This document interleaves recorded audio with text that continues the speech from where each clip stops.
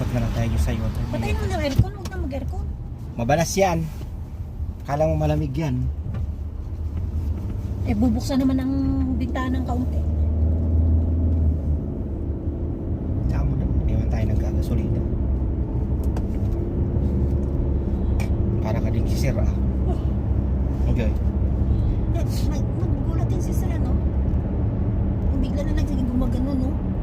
Akala mo kung ano. Yung picture sa cellphone niya, bigla na lang siyang akala mo kung nabangga yung puwit niya. Naantok. Ano nangyari din? Naantok yun. Minsan kita naaangat talaga yung puwit niya sa puwan niya, eh. Harap na lang tumawa.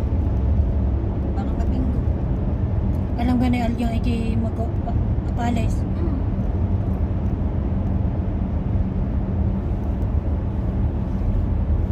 Sinasabi naman niya na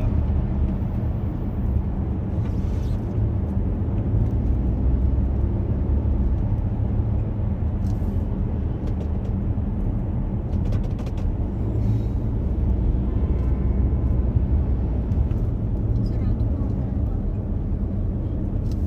Saktong dating natin sa list bukas.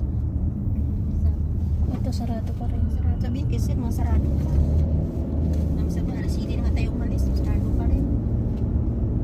Sarado. Oo, sarado pa nga. Bakit kaya? Ay, umisa na pa kasi ng alas 9. Baka alas 9 pa magbukas. Hindi naman. Ang grocery naman hindi. Ang grocery naman ay 24 hours yata. Hindi nagsasarado. Pero tanghali na. Sarado pa, oh. Dami na sarado. May ilan-ilan lang yung bukas. Tingnan mo. Ang grocery hindi. Naka-grocery nga siya kanina eh. Tamimi yun. Hindi yung tamimi. Bumili ng carry, kakagayan. Hindi mo nagsabi ng papuntang grocery, eh di may mga lista ako. Tapos pag inulit mo sasabi, pero di sinabi. Ano? Jollibee oh. Tagal lang di nakakating ng burger.